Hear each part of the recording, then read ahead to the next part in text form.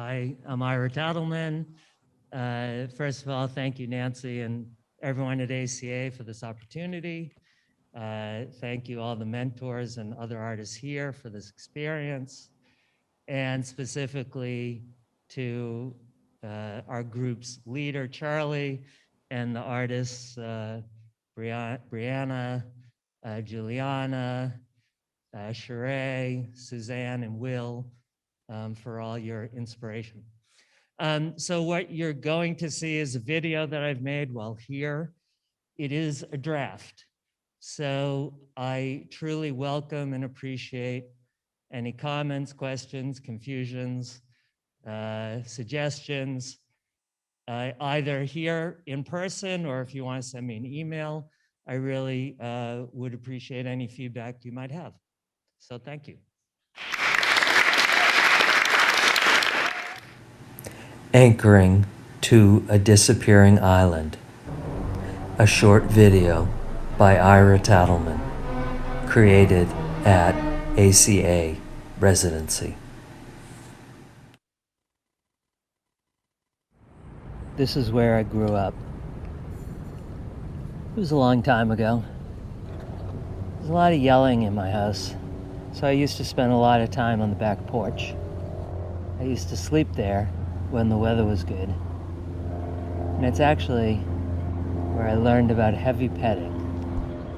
We used to hang out on the back porch and kiss and touch and learn about each other's bodies. I don't look fondly on that house or the people in it, but I do favorably remember those moments on the porch. I learned that there was something else, something more that I could discover, something else I could be, somewhere I could escape to.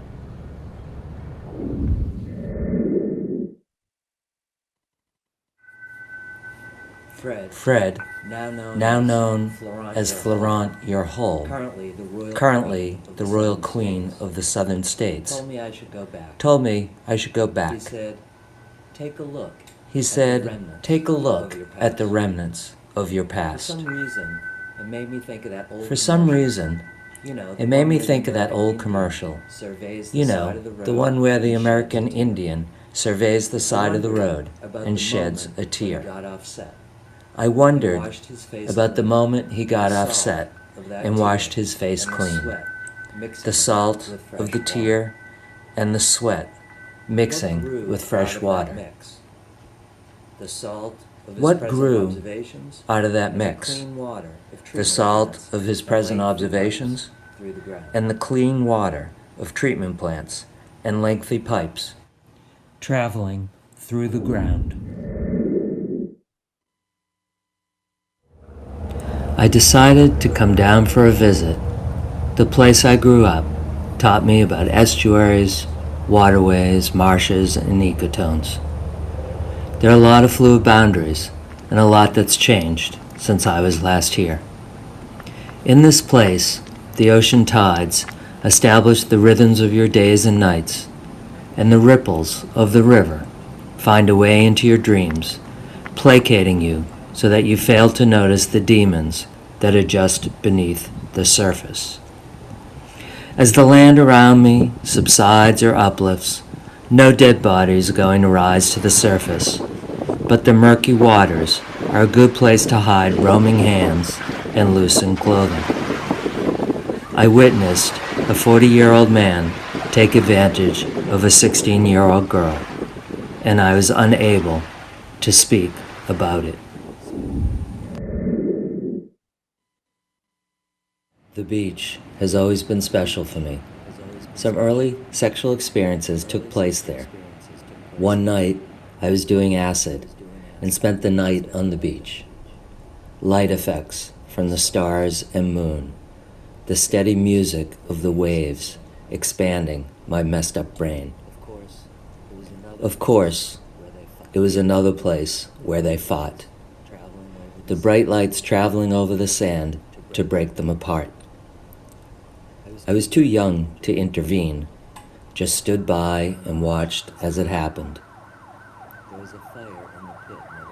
There's a fire in the pit near the parking lot, the crackling of wood masking the sound of a broken bone. There was blood on the sand, a small puddle of blood that I tried to find the very next day, but couldn't.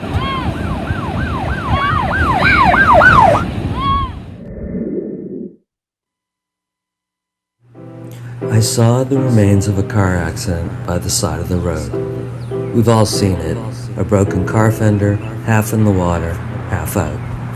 I wondered what took place as the tide concealed and revealed the damage. I too hid away when I felt damaged, knowing things are wrong but without the self-reliance or voice to make it right, or the strength to find others who might be able to. I am resilient, but sometimes terribly alone. Oysters, when they gather together, establish landmass. They filter algae and other contaminants. The hard shells can become a navigational hazard, the accumulation of mollusks too big to sail over. I've observed their unspoken rituals as they adapt, change, and trade off.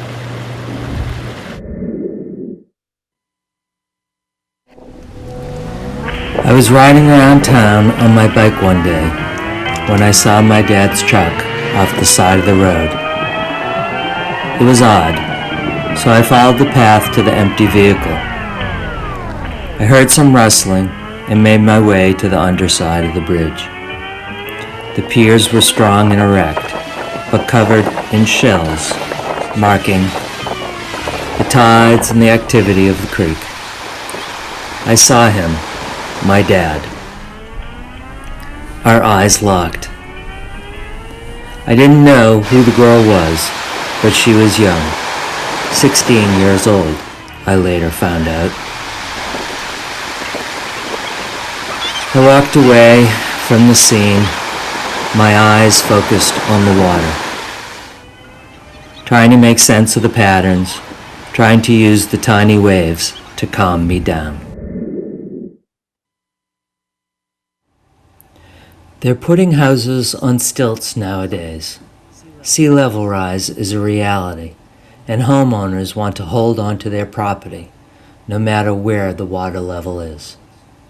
It creates a buffer between the expanding shallow waters and the infrastructure of habitation. The mangrove sets an example, protecting and improving the fragile shore. We too are strong, humankind, finding ways to rise above the spoiled moments of our past, circuitous routes in and out of the thick growth. Sometimes you think you see an opening, but you are stopped by the tangle of roots and branches, and sometimes you find a way to walk right through it.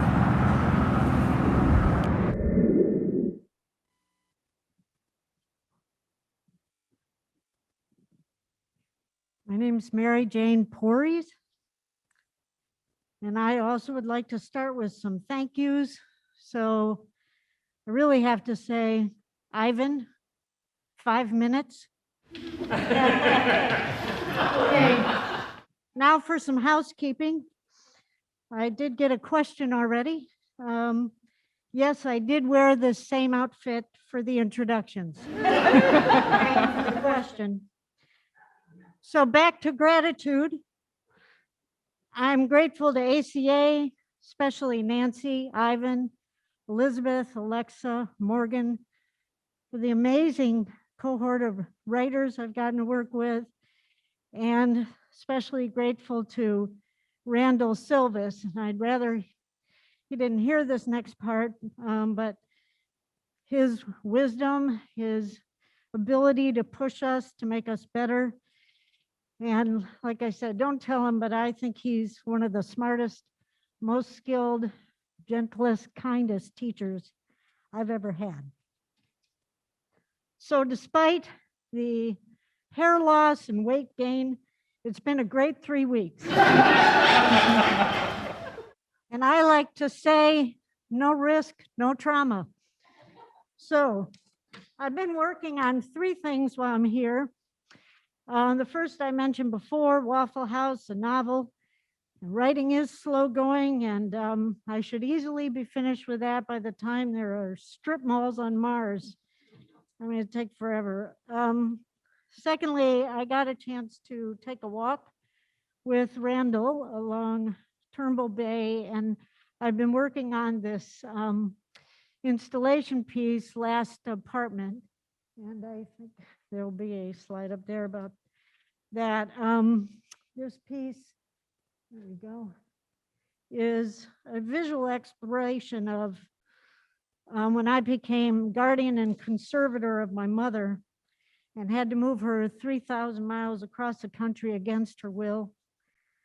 I stole her from her apartment, placed her in an early dementia facility, and then dismantled her life.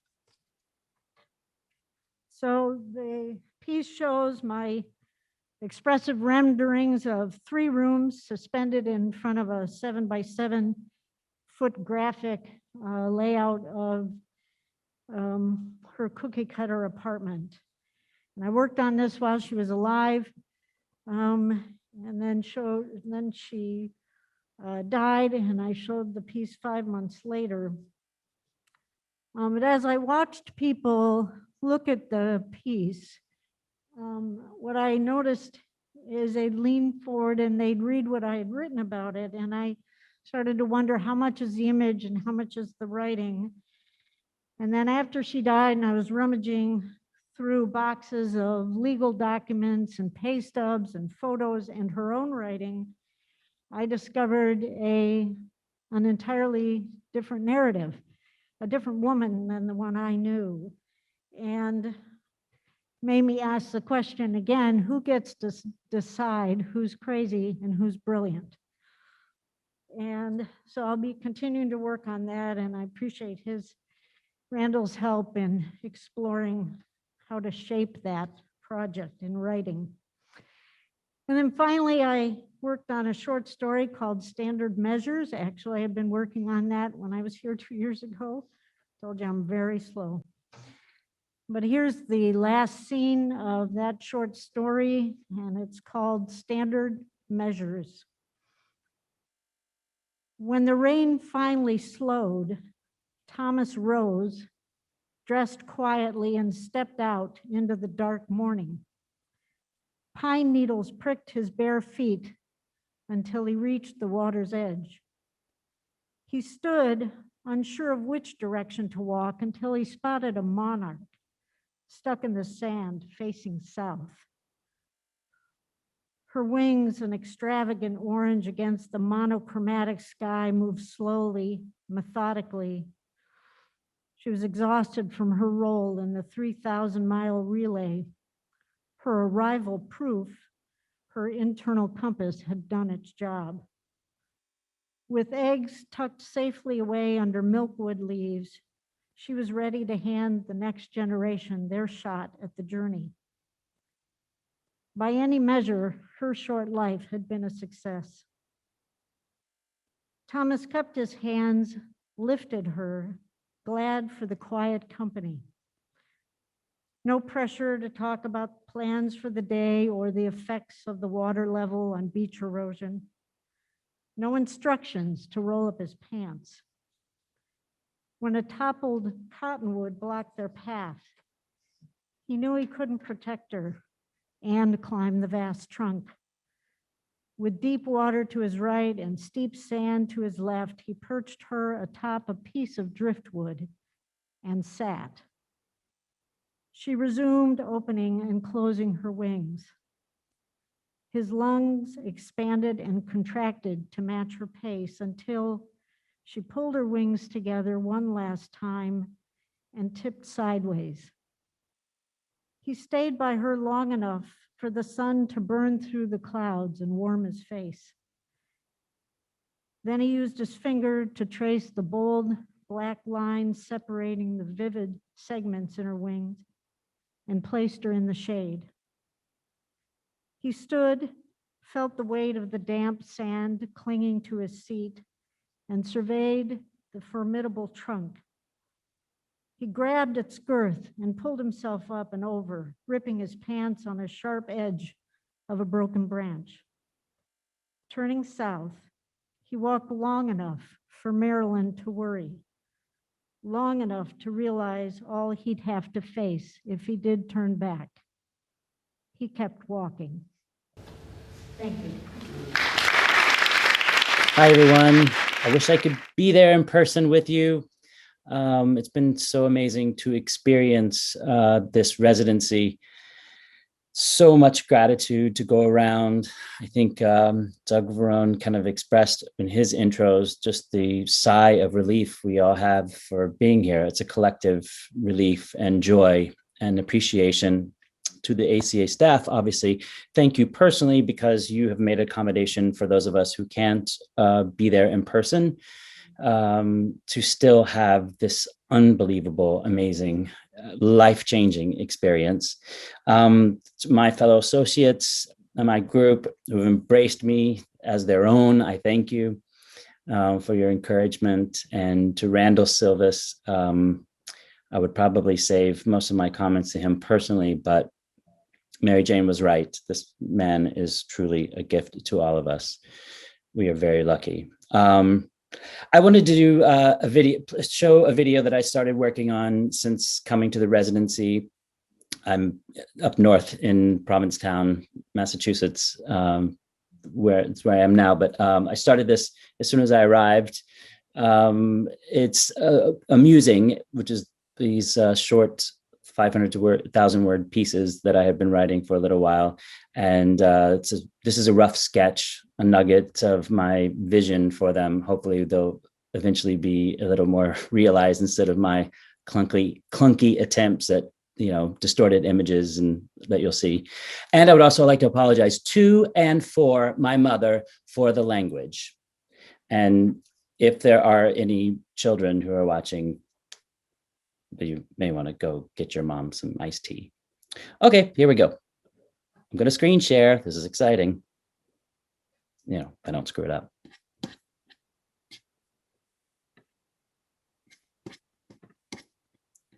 I hope you enjoy.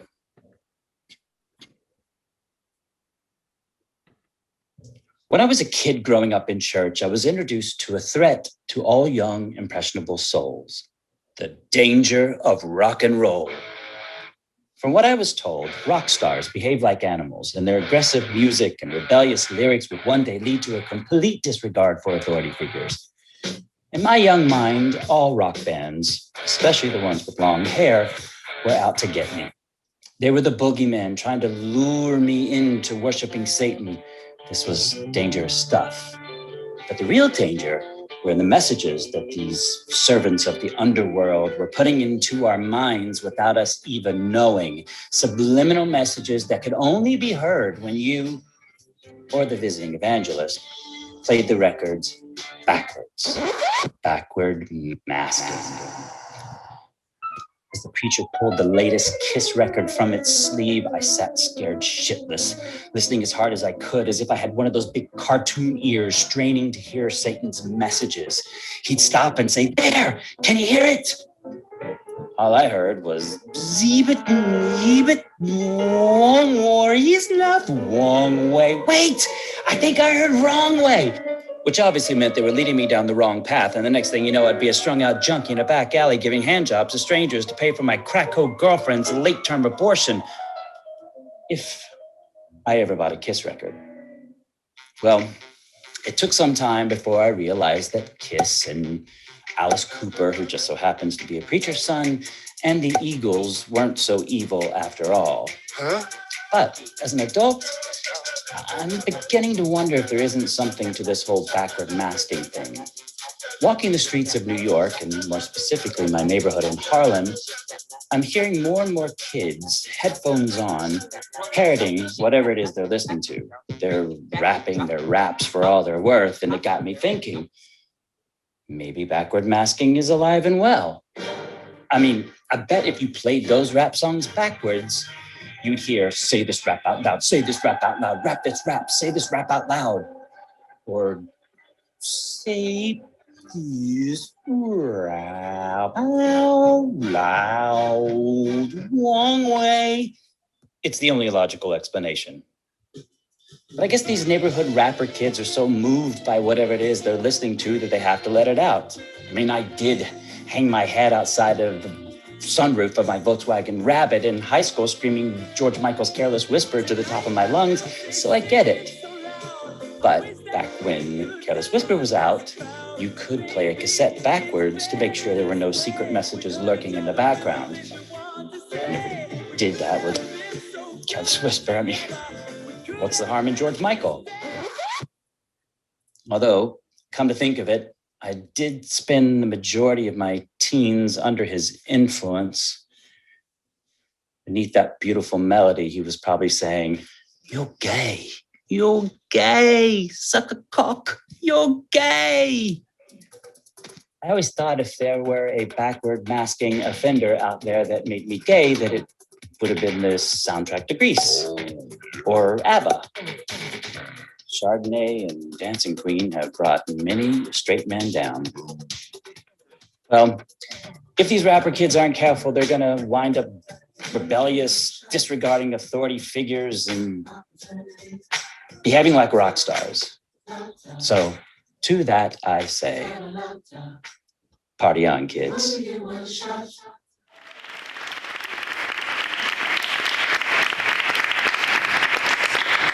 Hi, my name is Juliana, and I'm in Montevideo, but Montevideo in South America.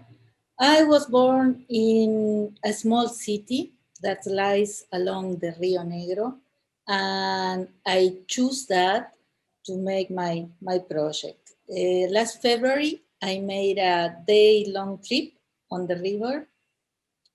I went up to the Delta, where the black water of the river meets the muddy waters that's coming from the river Uruguay. Many important things happen there, things that are historically important and things that are important in my memories. And that trip was the start point of this work, where I try to combine many layers from my memories, from old and new maps, drawings, and some little videos. And what I did is the start point from another project. I think it's going to be an installation, and this small video shows that.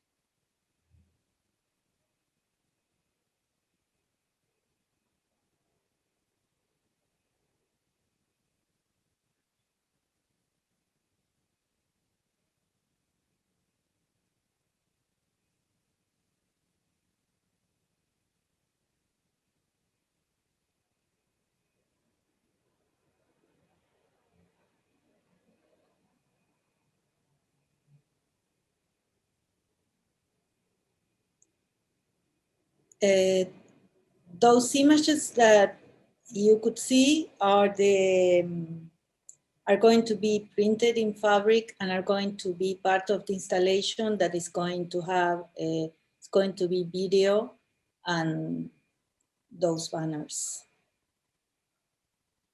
And I would like to say thank you to the ACA and the staff. And although we have had some problems with the connection, it was a really good experience and was super nice to talk with my fellow with my colleagues in the residency and with the mentor, Charlie Hailey. Thank you very much.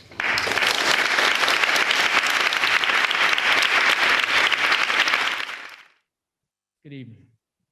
So when I was given the 43 manuscripts that were submitted for the 6 positions available, I decided that I wasn't going to read the bios. I wasn't going to read the cover letters. I didn't want any of their accomplishments or their lack of accomplishments to influence me. I just wanted to pick them on their writing talent. Only after I confirmed my choices to Ivan did I then take a look at their histories. And I stand here now full of admiration for every one of these 6. Tremendous accomplishments all across the board. Very talented people. I'm very proud of them, not only for what they have done here, but for the human beings that they are. They've been my family for the last 3 weeks, and I truly appreciate their trust in me and the camaraderie we shared. So you have already met 2 of them, Mary Jane and Neal. Mary Jane, you want to come up and suffer through this with me?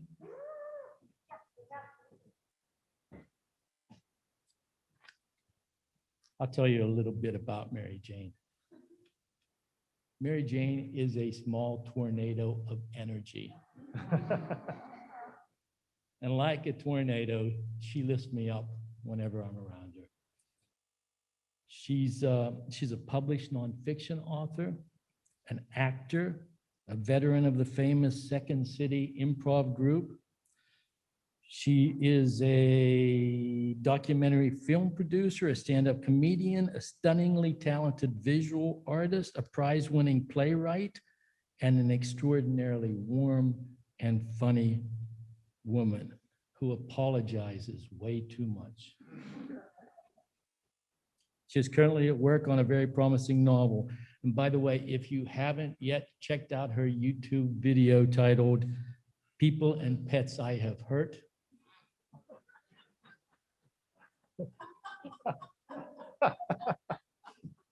take a look at it. Her Bob Newhart delivery is spot on, and it's absolutely hilarious. She's a very funny, very talented woman. Mary Jane Pories.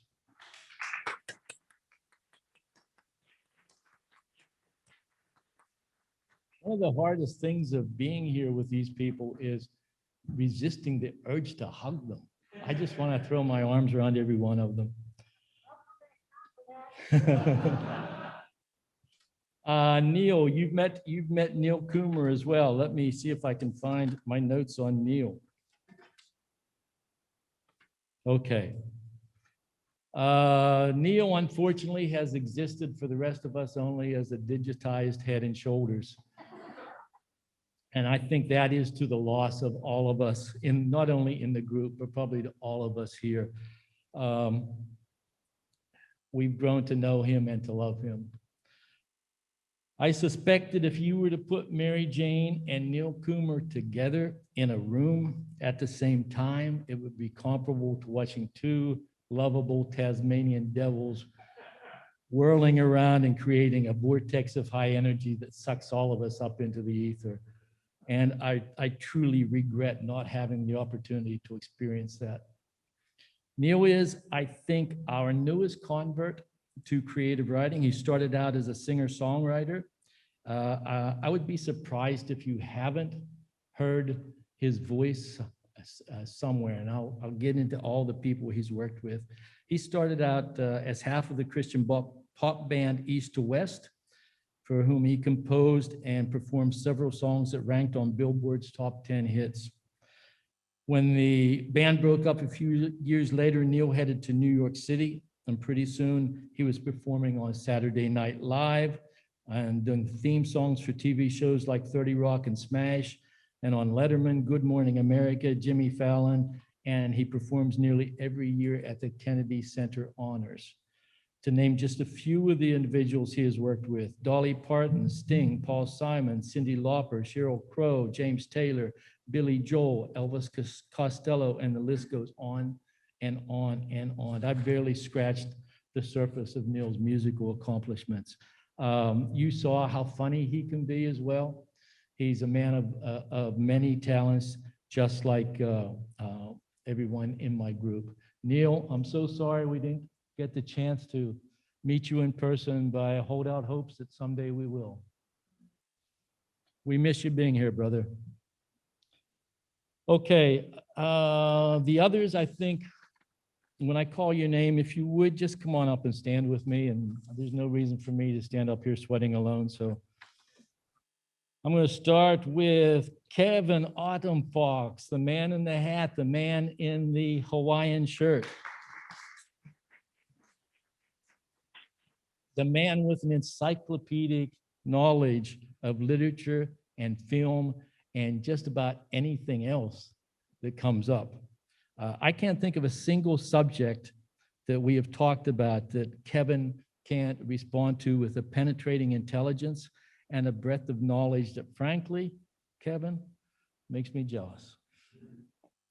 Kevin is a performer, an author, a pianist, a playwright, a composer, and a lyricist whose works include over a dozen full-length and one-act plays, a cabaret musical, 2 novels, art songs, pop songs, Curtain, whatever that is, Meridian Music, whatever that is, and piano improvisations. He is an alumnus of the BMI Musical Theater Workshop in New York City, and his acting credits include productions at the Manhattan Theater Club, the Theater for the New City, and in assorted regional theaters.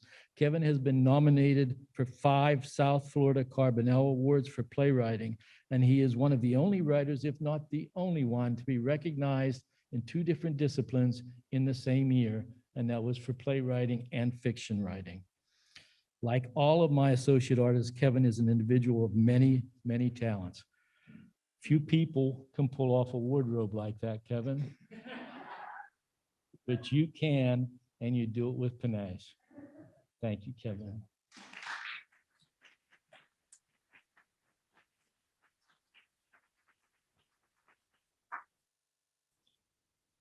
Okay, Ge Gao. Ge Gao, come on up. Ge Gao is my youngest associate artist, and it's her youth, I like to tell myself, that accounts for her exquisite posture.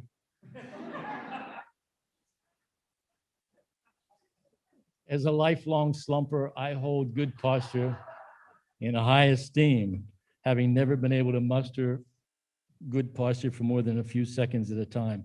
But the word slouch, in all of its implications, simply does not exist in Ge's lexicon. At 18, she came to the United States from China.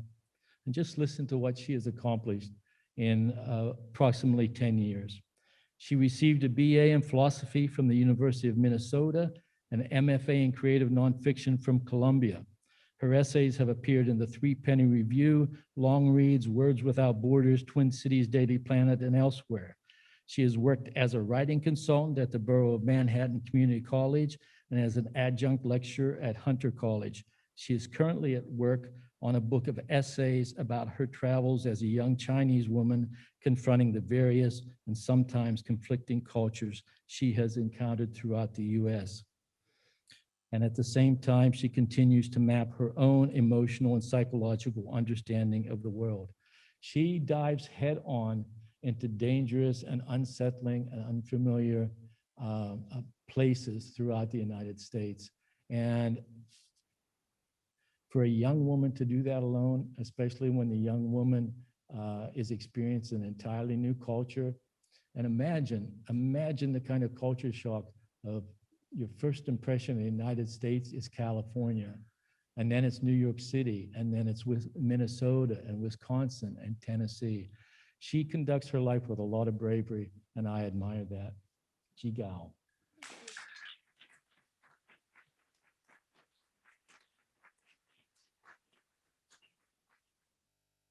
Make sure I don't miss anybody. Christopher, come on up.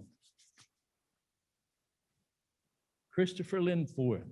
Christopher is humble, soft-spoken, erudite, and he speaks English better than any of us because he's from England. But he's also become our own Wim Hof. If you know who Wim Hof is, he's the guy who spends great lengths of time in icy water, thanks to his breathing methods. Christopher is the guy who, while the rest of us are sitting dining al fresco in 4 layers of clothing, Christopher comes walking in shorts and a t-shirt and no socks and not a goosebump in sight. That, however, being impervious to cold is not his only accomplishment. One of the things I love about Christopher's work is that he continually challenges himself and experiments with his fiction, whether in voice or form or theme or genre. His short fiction has been published in approximately 100 literary magazines. And he's the author of 3 collections of his own, one of which, The Distortions, comes out later this year as the winner of the 2020 Orson Books Fiction Prize. Many other accomplishments as an editor and so forth, but my time is limited and I'm going to take up more than I'm allowed anyway, so I'll cut this short. It's no surprise, Kevin, that you've been awarded fellowships and scholarships to the Vermont Studio Center, Sewanee Writers Conference, the Ragdale Foundation, Virginia Center for the Creative Arts, and best of all, the Atlantic Center for the Arts. Christopher is a wonderful writer, a very talented writer, and it's been a pleasure to work with you.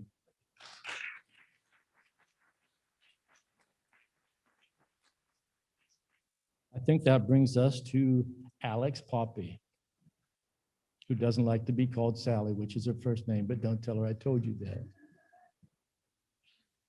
First thing you notice about Alex when she walks into a room is that this is a woman who dresses very, very well. At the end of the first week, I was thinking this woman must have arrived here with a trunk load of clothes. Turns out, or so she claims, that she brought only one suitcase, but mixes and matches those pieces to compose an infinite number of different looks. And to me, that too is an amazing talent. I'm kind of a jeans and t-shirt kind of guy, and to change things up, I throw another shirt on top of it. But that, again, is not her only talent. She is already the author of 3 books of fiction, with a 4th one coming out next year. One of those books, titled Girl World, was named a over 35 debut book award winner, a First Horizon Award finalist, a Montaigne Medal finalist, and was shortlisted for the Eric Hoffer Grand Prize, and was awarded an honorable mention in general fiction from the Eric Hoffer Awards. Her nonfiction has been recognized as Best of the Net nominee, finalist for Hot Metal Bridges Social Justice Writing Contest, and has appeared in numerous other magazines. In both fiction and nonfiction, Alex writes about sex trafficking, criminal reform, social justice, and other human rights, and all while teaching, currently at the American University in Iraq, Soleimani. In conversation, she will casually drop place names from all over the globe, as if traveling alone to some very dangerous places is not a brave thing to do. It is a brave thing to do. Bravery, I think, and Alex will deny this, but bravery is not only a hallmark of her writing, but also of how she lives. Alex Poppe.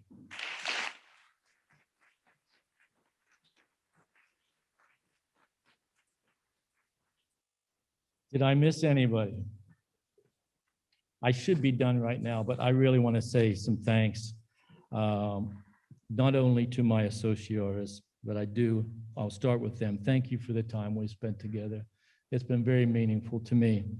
And I hope that you each go away having learned a little something about how good you are, because really that's what I want you to know. I want you all to be confident that you are good writers. And on the outside, you all look so normal. But on the well, most of you do, I guess. On the inside, each of you has the soul of an artist. And isn't that true of all artists, regardless of the discipline? On the outside, we struggle, as everyone does, to find a place in the world, to love and be loved, to be of some purpose. But at the same time, in our interior worlds, as artists, each of us, each of you, is fighting a quiet rebellion. Our own individual war of resistance against normalcy, compliance, conformity, and that which is average, mundane, ordinary, and expected. At stake for all of us is a larger truth than just fitting in or making a living or having a comfortable life. In pursuit of that larger truth, we take risks. We put ourselves in dangerous or unsavory situations. We accept and embrace the lifestyle void of the stability and security others crave. And that's what you have in my group, and that's what you have in yourselves. That's what we have here in this room. Every artist is a warrior against conformity, against the average and imitated world in which we find ourselves enveloped. And what this place does, what ACA does, is to bring a bunch of we misfits together so that we can learn from each other and feed off each other's creativity and each other's ambition and each other's energy, so that we can then go back out into the world and continue to fight our quiet wars of rebellion. I want to thank you, Atlantic Center for the Arts, and everyone affiliated with it. What you and other places like this do for individual artists is to strengthen our resolve. You gird our loins so that we can do further battle against the forces of mediocrity. What you do for society as a whole through the artists that you support is beyond measure. Thank you. Thank you, Randall, for exposing us to your generosity and for the amazing generosity you elicited in all the members of our group. It's been great working with you. And I want to thank Doris Leeper, who made ACA possible, and the staff of ACA who continues her vision in such a stellar way. I was up until 3 o'clock last night writing this. I was originally going to read something else, but I was up until 3, and I blame ACA and the architects. Late in the novel Map of the Enigmas, 4 people from the 22nd century travel back in time, led there by the century's greatest architect, Catherine Kieran, via a fog bank shaped like San Francisco's famous Cliff House. After arrival, the house vanishes, and Kieran leads them away. Story time. The troupe left that fog behind at the coast, eventually rounding a dark lake and arriving at a peculiar, saddened location in a very young Golden Gate Park. It seemed a terrible ruin, fantastic buildings lying in pieces, the ground torn from itself. Raoul wondered if an earthquake had made the ruins. If so, he forecast a similar fate for the rest of the city in this new time zone. When Kieran laughed behind him, Raoul realized this was not an earthquake's aftermath. Sledgehammers and wheelbarrows and crates marked dynamite lay nearby. The truth quickly came to him. This was a destruction site. Kieran ushered them through a narrow passage in a barbed wire fence, having found a rare entrance through the site's sharpened perimeter. A long row of wood benches afforded them a place to sit and take in the moony view across the dilapidated promenade. They surveyed the once splendid and now sorrowful buildings. A tower of dark steel bent down upon itself at the center of the strange village, surrounded by a quadrangle of impressively domed and turreted buildings, some massive, each leaning into a particular style, Moorish here, ornate Italian Baroque there, a taste of Mediterranean, even Egyptian. That building, sporting a pyramidal roof, remained utterly intact, spared all detonation. Most of the others had been harried, walls breached, roofs leaning towards or crumbling upon the ground. Sylvie, Kieran spoke with a quiet regality not unlike Madame Lamano's. You could take out your typewriter and write a little transformative something for us, couldn't you? Like what? Shrugged the old woman. Shall we find out? Said Kieran, flashing a promising smile. With a sigh, Sylvie opened her case and began typing, slowly at first before taking up faster. Clack, clack, clack, clack, clack, faster, finishing with a wild flourish and snapping the sheet from its platen with a laugh. I didn't have any idea what to write, but then it just came to me, she announced. Now what? Kieran smiled, saying nothing. Sylvie seemed to understand something, placing the sheet on top of the machine and quietly closing the lid. As she did so, fog snuck out from the surrounding woods, infiltrating the long, dry grasses and slowly seeping up the trunks of the eucalyptus and pine, ambushing the oaks and palms dotting the area. The blue moon highlighted a boiling quality in the lowly fog, which started rising, like water filling a vessel. Sylvie and Sincandy held their breath as it rose. Clay Rider was nowhere to be seen, having wandered off into one of the slouching buildings. As the fog lifted up, a curtain fulfilling itself, it transformed everything. The jumbled gravel walkways and twisted grasses suddenly behaved, arranging themselves, edges mended, plants growing high into ordered beds. Flowers appeared, red and orange and white. Broken steps turned solid, white shattered windows reversed their destruction. The fog clambered upward, gleaming, a moon carpet surging higher and higher like a wave from the sea, except this fog didn't come from the sea. It smelled like damp earth. In a matter of minutes, they stood amid a wonderland of restored buildings, a fairground of shapes advertising the world's best architecture, tiled balconies from Spain, shining minarets from the Bosphorus, a long white building filled with domes and balconies held flags slapping in a breeze, though how a breeze failed to stir the thickened fog was, to say the least, an amazement. The tower of twisted steel at the center of the property drew itself upright, lifting its crumpled head high into the sky. What the fuck did you write? Asked Clay Rider, exiting a nearby building whose doors had suddenly restored themselves. I'm not sure, said Sylvie. It was something about dialing the past. We've gone back 2 years somehow, 2 years from wherever it was we landed before. Welcome to the Midwinter Fair on July the 4th, 1894, Kieran announced casually. This is where our work will be. Even as she said it, stately Victorian people in hats and long bustled dresses began popping into view, promenading around as if they'd stepped off of a locomotive of cloud. But each arrived wholly solid and particular, whistling or talking or just walking, oblivious to their foggy arrival or of the strangers in their midst. Barkers called from the fronts of attractions. A giant wheel in the sky spun round in the distance, little rectangular rooms gently swinging from its spoked arms. A ride featuring a dastardly red dragon spread its horned head nearby, the mouth and lolling tongue, an entrance filled with anxious and excited patrons. The fog dissipated when it hit the roof of trees, dropping like a curtain disdained. A brilliant sun replaced the moon, displaying the beginnings of a florid sunset, yellow and pink, highlighting a silvery mist lingering in the green tree branches. You all have challenges to meet, said Kieran, so have at them. The others looked at her, perplexed. What was she talking about?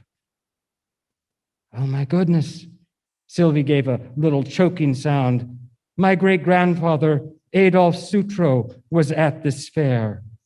He was briefly mayor of San Francisco, and someone tried to assassinate him on the 4th of July at the midwinter fair. She looked at the bustle of people surrounding them. I should warn him of the danger.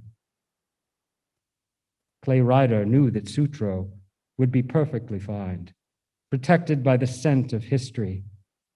It was himself and the others stepped out of time that he began to worry about. History could not save them. Thank you. Hi. I want to thank Nancy and Ivan and Elizabeth for this opportunity. You have no idea what a gift it's been for me to be here among fellow artists and in beautiful surroundings at this time in my life, and I am eternally grateful. Thank you, Randall, Ge, Kevin, MJ, Christopher, and Neal. I am so sorry to leave you all, but I hope that our bonds stay, and I've learned so much from you. One thing that I've started to learn is how to write a personal essay. So this is a work in progress, and that's what I'm going to read from. The title is, it's a placeholder title. It's called The Garden Hose.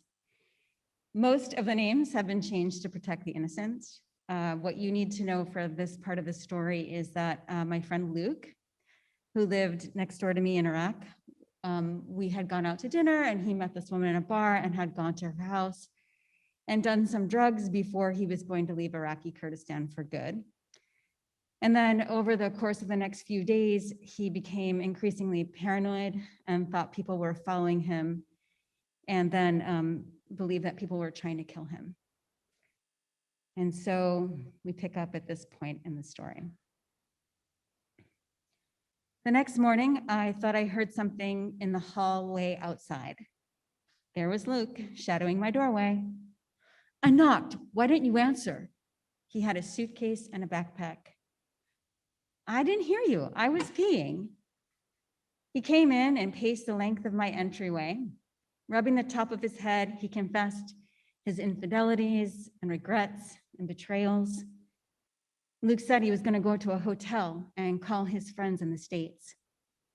You can call them from here. They might have gotten to you too. Luke, there is no they. He side-eyed me. Have you left your apartment? No, I've been home all week. He stopped pacing. Well, I mean, except for the gym. He scanned the corners of my apartment. That's enough time. Then he reached into his backpack and handed me a book. Give this to Olivia. It was his recipe book. Luke used to cook in his parents' restaurant before they closed up shop and left America. My mind flashed to the arepas night we had had the month prior. Luke cooking, all of us sprinkled around the kitchen floor, holding greedy plates. No, give it to Olivia yourself. You're not leaving for a few days. Why are you going to a hotel? You're not thinking of, no, Al. No, but it's not a bad idea. Luke, you're scaring me. Tell me you won't do anything stupid. We get so desperate for what we want to hear. So after this, Luke's paranoia got worse, and he started texting me in the morning later. And he was saying, hey, there are men outside the door, don't go outside. And I was really scared. I was starting to believe him. Then I, put my big girl pants on and went in the hallway, and there was no one there. There was no one in the stairwell. And I texted him. I was like, dude, no one's there. And then he was like, don't go outside. It's not safe outside. Don't leave your apartment. And I was telling him it's fine. I'd gone to the market. It's okay. And like, I'm going to go to the hotel pool. Why don't you come with me? And he said no. He was going to go to sleep. And then we're going to pick back up in the story. As I was leaving, I thought about knocking on Luke's door, but I wanted a break from his crazy. While I was watching the elevator numbers light up in descending order, Luke wrapped a garden hose around his waist and rappelled off his 7th floor balcony. Later, I would realize that as I was leaving the front entrance, he was hitting a small patch of grass on the back side of the building. Severe head injury, severe chest injury, holocranial fracture, spinal cord injury, 2 broken legs, 1 fractured arm, respiratory failure. On a stabilization table in a chaotic room in a Kurdish hospital, Luke flatlined twice before he died. Dude, I hear he was pushed. I heard he jumped. I heard he was nervous about leaving. I can't believe he's gone. Oh, I heard the university asked for blood donations. I heard the hospital didn't have enough of his blood type, and that's why he died. I miss him. I heard the university isn't going to pay to ship the body back. I heard his brother had to go start a GoFundMe. I heard the university is paying, and the brother's hustling the university for money. It's so quiet here without him. I hear the brother wants the body shipped back to the States. I hear the parents want the body shipped to Korea. I heard the university can't ship the body back until the police say so. Oh, the State Department isn't saying much. Man, I heard he was trying to climb down from his balcony. No, I heard he was trying to climb up from the 6th floor. I heard the acai are involved. Thank you. So I'd like to ask the group to come up, if you don't mind. So I'm so honored to have spent the past 3 weeks with this incredible group of artists, architects, writers. We've explored in our kayaks. We've spent time working alongside each other in incredible and wonderful spaces. And we've had extended conversations, talking about the work, talking a lot about movies, and what amounts to beginning to sound the depths and the widths of an expanded field of architecture, I think.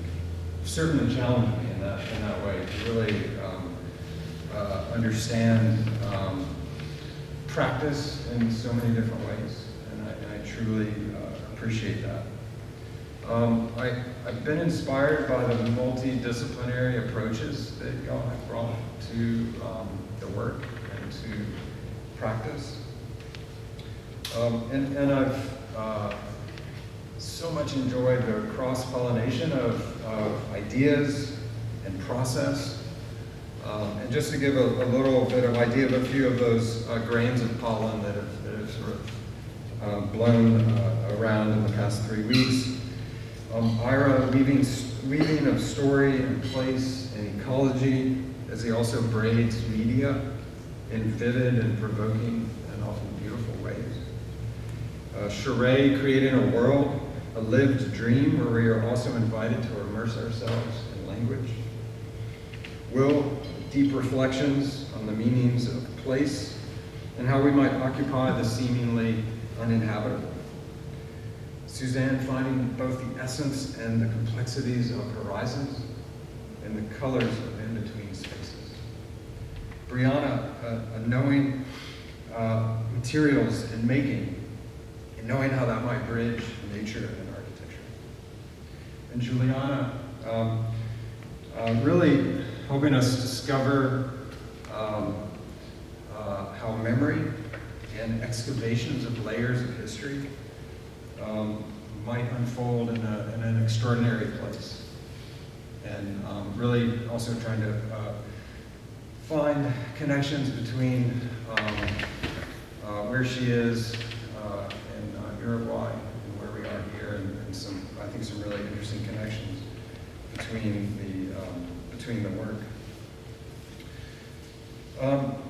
Your work is inspiring, and I'm so proud of all that you all have accomplished in the past 3 weeks.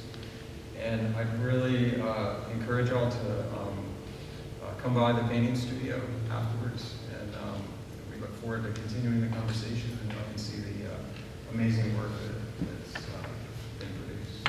Thank y'all so much.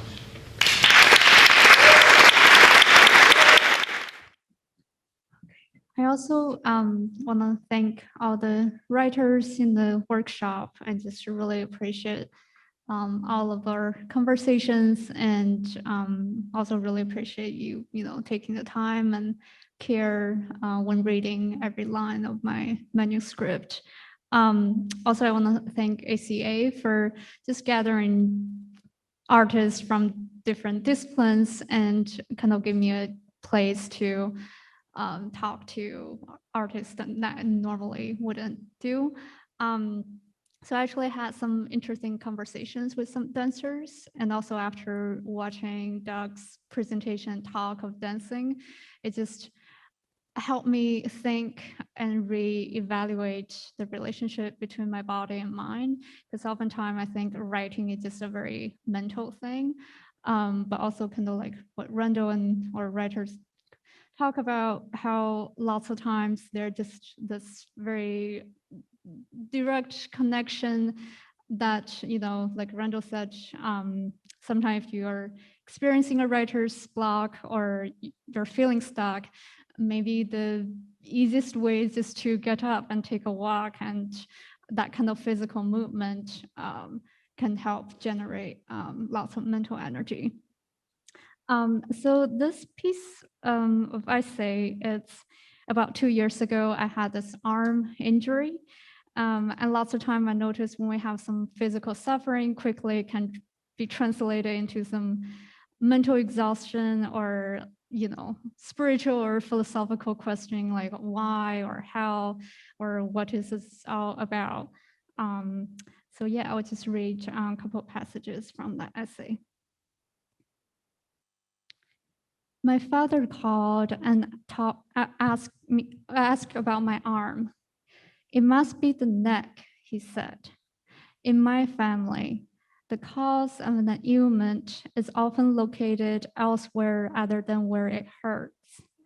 A cough might indicate bronchitis or lung-related problems, but sometimes when you couldn't stop coughing at night, you might need to reflect on all the crimes your mouth had been capable of committing. The curse words you said to your neighbor, your criticism of Mao, Buddha, and most often your own mother. To conclude the phone call, my father recommended acupuncture. Nerve pinching, he said, can trigger something your body couldn't decipher yet. So I went to an Oriental medicine school in downtown Manhattan. Interns wrote down the date of my last period. Interns paid special attention when I confessed to being constipated. Interns also asked me to stick out my tongue and drew a picture of it on their notepad. The intern's supervisor walked in, took my pulse, and said my liver controlled too many emotions. Also, my lungs were too soggy. My kidney wasn't beating in a steady rhythm, and neither was my heart. Shattered thoughts filled up my mind. Even my blood was not clean. Open your heart. Be happy, he diagnosed. A few minutes later, I lay on the bed facing down, half naked, the other half inside of a pair of paper pants. One of the interns asked me if I preferred the light out. I mumbled yes. She turned off the light and said she'd come back to check on me in 20 minutes. My body was covered by a paper blanket in the dark. I dared not move. My shoulders, arms, hands, and head were full of needles, like a porcupine, except calling myself a porcupine was too cute a word. Half a year had passed since that morning when I lost control of my right arm. My days were divided between going to work to earn money and spending it on all sorts of medical experiments. Massages, acupuncture, stretch trainings, x-rays, nerve examinations, heating pads, ice pads, painkillers, herbal teas. Actually, bubble teas worked better when I felt frustrated and depressed at night. One of my favorites was electric shock therapy. A physical therapist would attach my right arm to an electric shock machine. She would adjust the volumes of impulses so I could see how much pain I could handle. The external electric shock pain against the internal muscle and nerve damage. My arm had uncontrollable jerky reactions, weird and terrifying the first few times. Yet soon I started enjoying it like a masochist. The beautiful part was its pattern.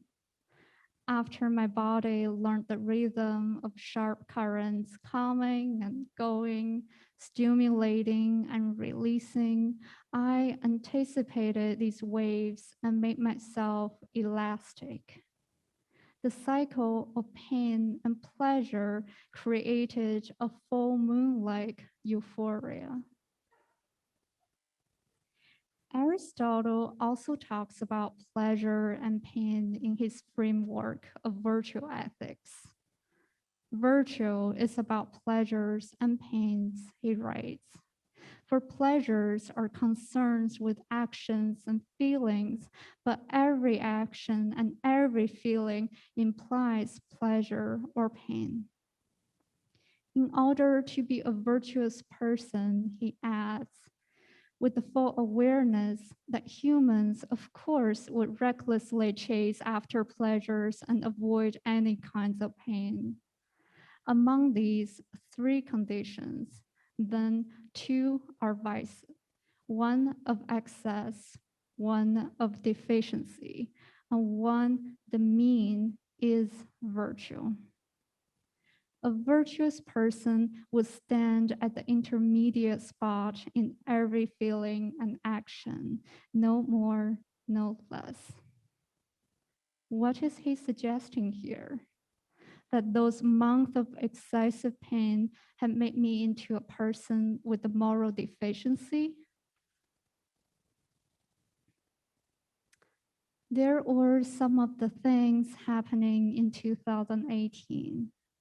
A death in my family, loss of friendships, days and nights of hunger for not having enough writing or love, a change of season, the news headlines, and the jokes, the shocks, the fear, and anger. Yet, a dysfunctional hand numbed me against most of these experiences. I lost interest in things and people quickly. Sitting down at the dinner table and restraining my urge to talk about my arm felt like a sacrifice I made for the greater good. Only in the quietest voice in my mind could I allow myself to acknowledge that none of these people's talking was relevant at all. Later, I would scold myself in the louder voice, saying that fundamentally I was a self-centered, sour, dull invalid. Such thoughts merely caused more pain. Being able to care was a pleasure. Thank you.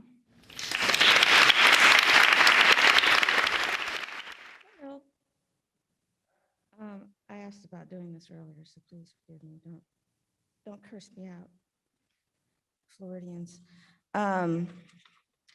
Thank you, ACA, Lexa, and Ivan, and Elizabeth, and Nancy, and all the staff at ACA. It's been an incredible 3 weeks. I wish I could stay 3 more. Thank you, Bree, and Will, and Ira, and Suzanne, and Juliana. Did I miss somebody? Did I miss somebody? It's been wonderful working alongside you, laughing together, playing together, having outrageous dialogues. And thank you, Charlie, Hailey, for bringing all of us together. I know that we all appreciate how present you've been, and generous, and sensitive, and really brilliant architect, writer, and thinker, so thank you. I've been mostly working on a novel here, Bluetooth, and 3 new chapters toward the end of the book. I hope it's the end of the book. And also I did some revising of an earlier chapter and then building into the next one. So I'm just gonna read an excerpt from chapter 21, the beginning of it. Sorry. And I'm clumsy. The tattoo dreamt of being somewhere else, on flesh more drawn and sagging, or a Cocker Spaniel's tush. This bastard's fraying cap was beneath him. He'd been thrilled to pieces with it. Stick to ray gun. The mind was frazzled. Leon flexed his bicep. Curiously, he'd wanted a bust of Magellan, but ended up with this, a troubadour in shackles. Everyone asked, what was it, of course? An antecedent, he'd say. He felt crummy. A friend was gone. His mate must think him a periwinkle. He considered its leaves, then the rife spark of a teo plant. Sally spread the poultice on Paul's back. The healer who, Sally must be bored by him. He thought to himself, you're flat. Sally looked at him. It's true. They were worried. The initial wonder of the body explicating itself was putting them under. Leon tried atomizing too. He couldn't get it to work. Sally was gentle with him. Put your head aside for a minute and just feel it. His body, he assumed. Oh, what was it? He went to bed with crumpled paper. Maybe something would relay. It didn't. It's you I want, Sally told him. Leon believed they did, if he could just get ahead of himself. I am your ring, he blurted, startling Paul. Sally blew him a kiss.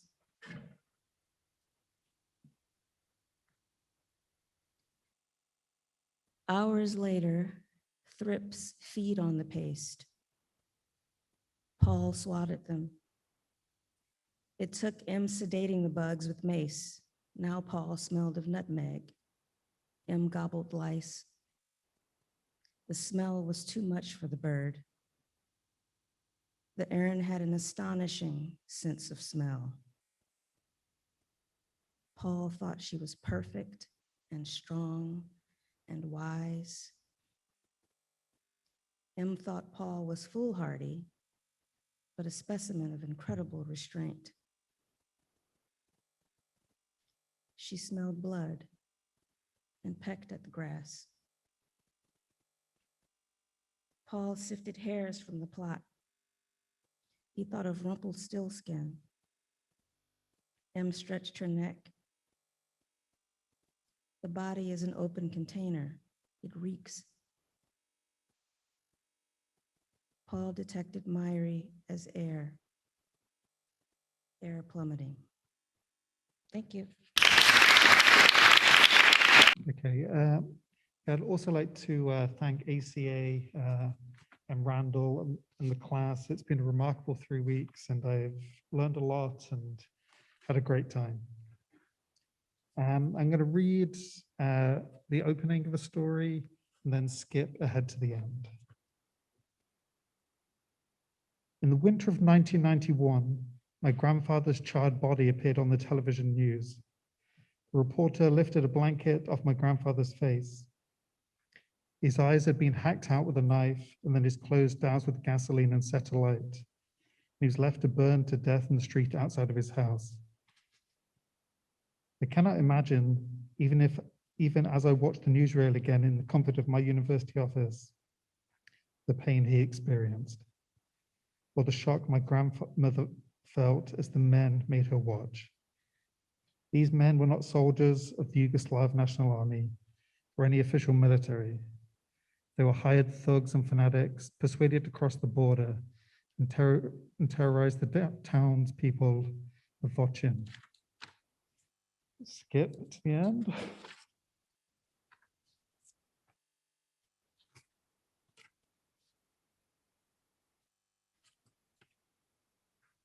Few people were around on my grandfather's street.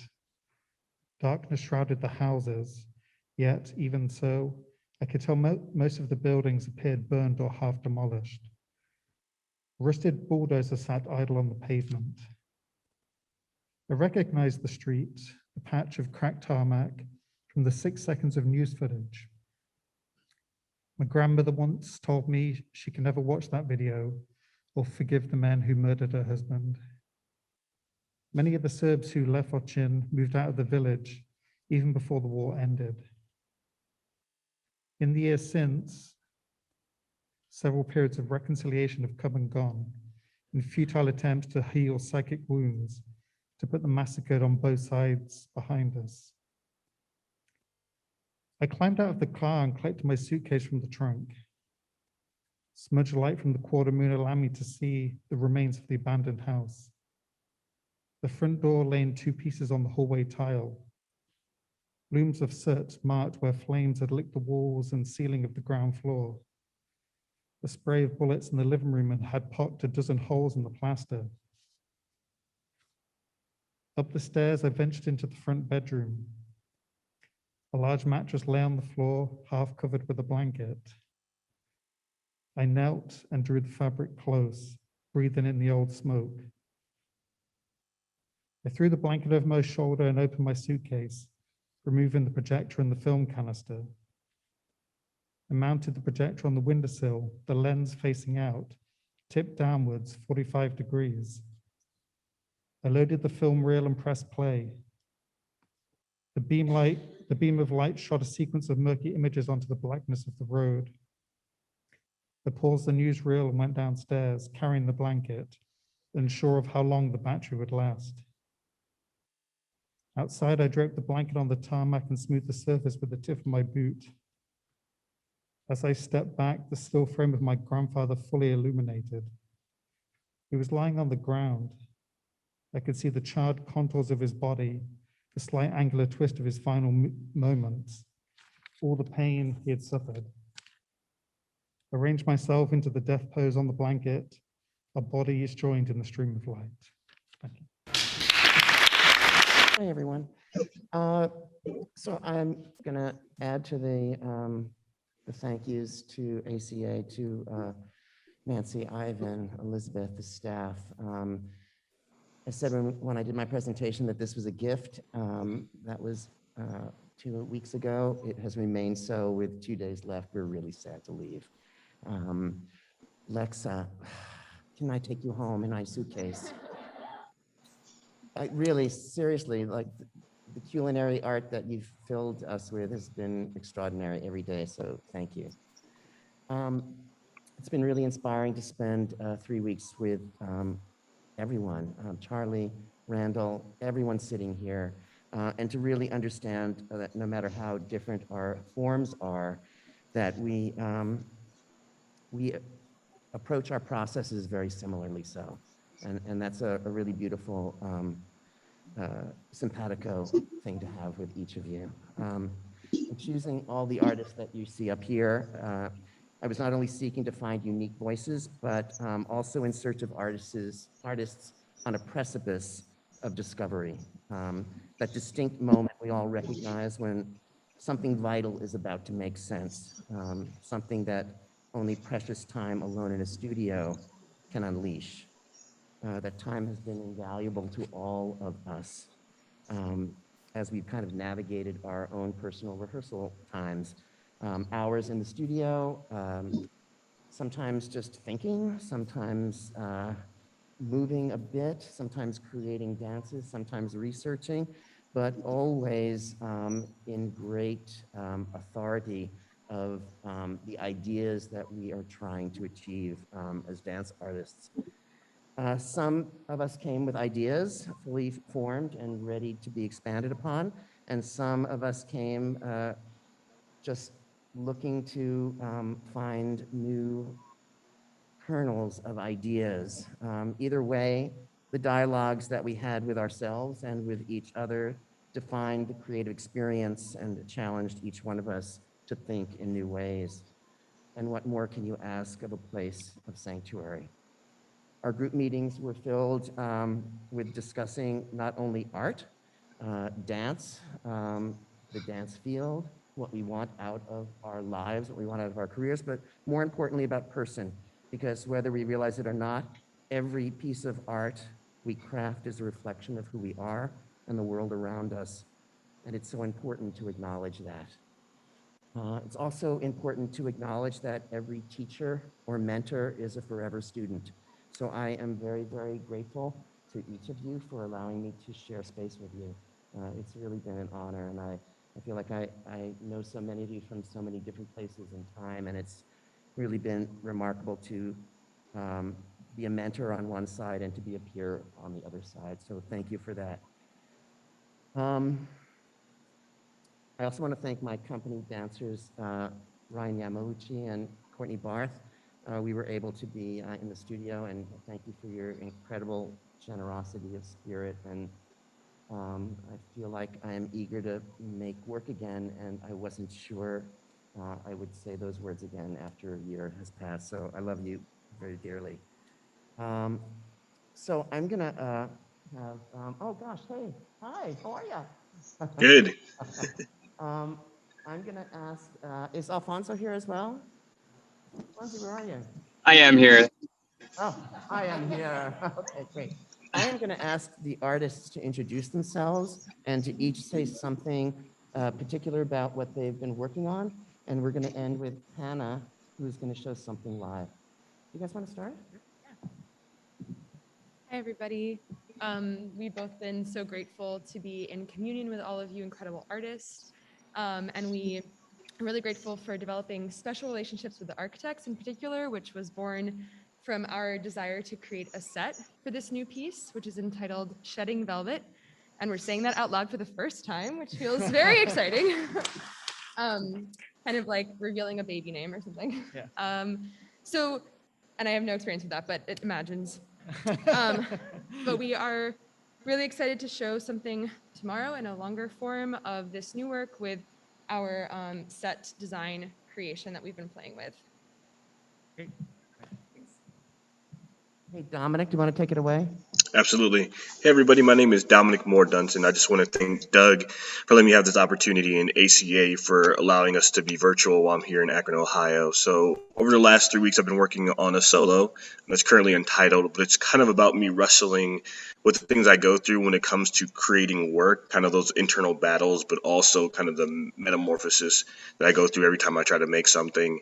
And so this 3 weeks has really been about stripping away kind of my perception of the artist I thought I should be and really finding the voice that I actually have, which has been really exciting to see that evolution. Thanks, Dominic. Hey, Fonzie, do you want to take it away?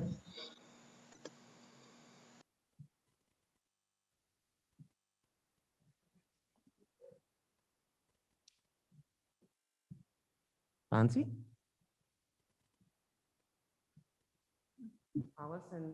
Hi everyone. Sorry my sorry my camera's off. I'm currently running in between rehearsals here in Seattle. First off, thank you so much, Doug, and to all the colleagues who've been a part of ACA. I think it's just been a beautiful experience to feel inspired and just to have discussions again with so many artists and different practices and just seeing the beautiful art that everyone's been making. And just a little bit about the work that I've been creating here. It's inspired by a lot of Mexicanidad narratives and themes in relationship to ballet folklorico. And so I've been working with this Mayan deity that's called Tezcatlipoca, who's taken on many forms to recreate the world 6 times. So I've kind of used this idea choreographically to transform, let's say, my body in this queer identity way to see what past traumas and what new ancestral ways I can conjure up space, but to also invent new ways of moving and to dialogue with communities that can share this type of information. Thank you, Fonzie. Hollis and Maddie? Hi, everyone. I think all the thank yous have been said many times, so we're not going to repeat that, but just to say thank you all. We've spent this time holding 2 things at once, creating a dance film entitled Blue Gomorrah, as well as a live performance work, O Fallen Angel, and are walking away with 2 wonderful drafts of those. So thank you all.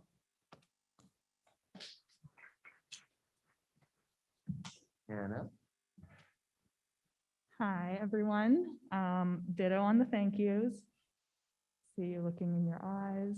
That's my thank you right now.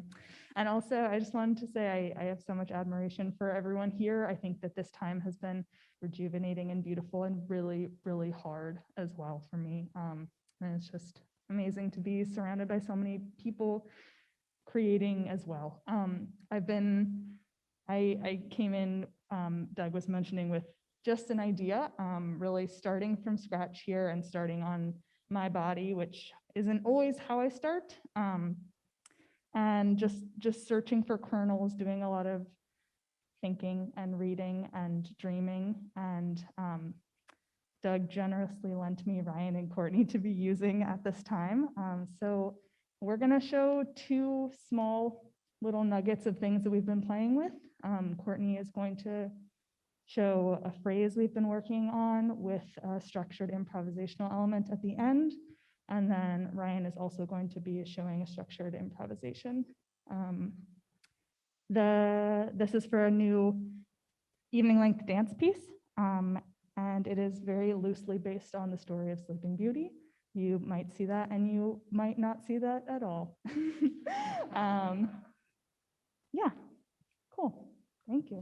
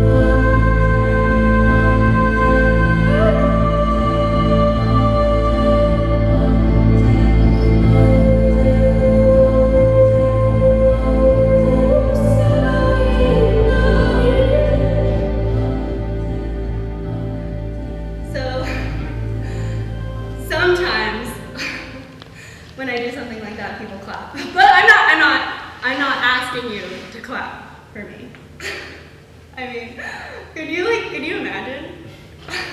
I mean, clapping, it has to feel organic, right? It has to feel natural. It has to feel like some unspoken, I don't know, some unspoken bond, maybe? I guess you could say that.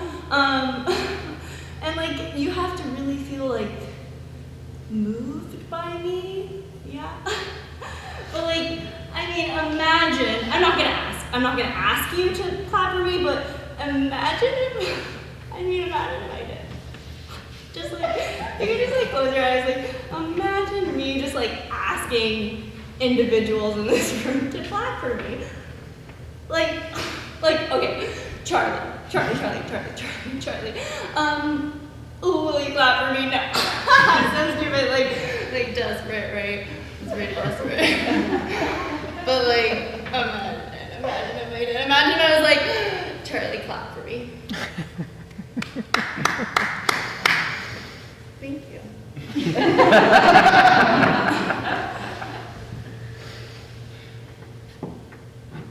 Brad, will you clap for me?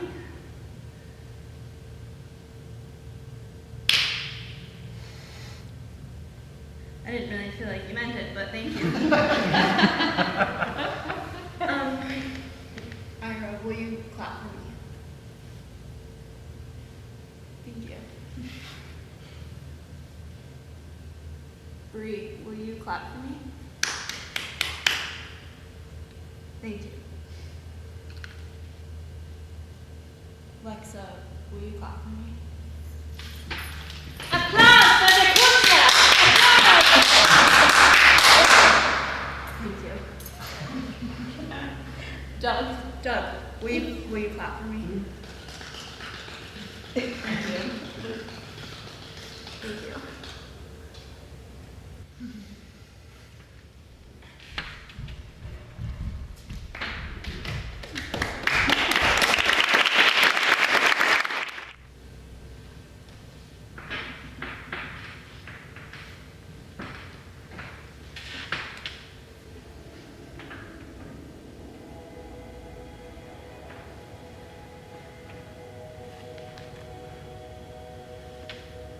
So we've been doing a lot of research for this dance.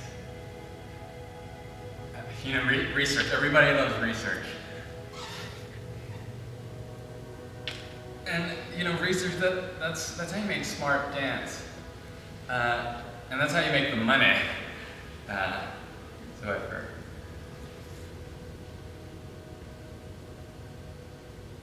And everything always has to be about something, you know, everything has to mean something.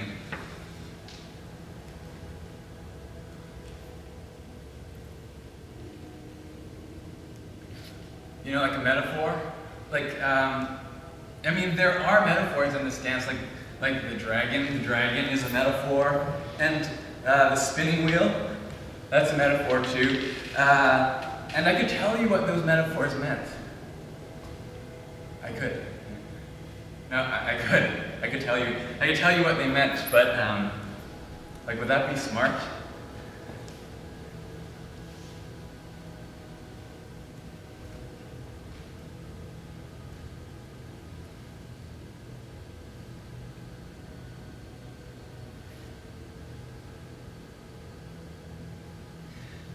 And now imagine that there were no metaphors. Imagine that none of this really meant anything. You know, like this move. This move doesn't mean anything. And imagine that, you know, she wasn't sleeping so much as sleep was cast upon her. And imagine that she wasn't sleeping so much as she was waiting. And imagine she wasn't waiting for someone to scale the castle wall, or to slay the dragon, or for true love's kiss. She was just waiting.